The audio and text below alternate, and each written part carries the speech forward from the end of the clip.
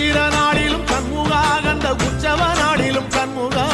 நாளுங்கிழமையும் கண்முகா ஒரு உண்மையை சொல்லவா சண்முகா ஆறு படையிலும் ஆறு காலத்திலும் பூசை நடக்குமே சண்முகா பூசை நடக்குமே சண்முகா நல்ல பூசை நடக்குமே சண்முகா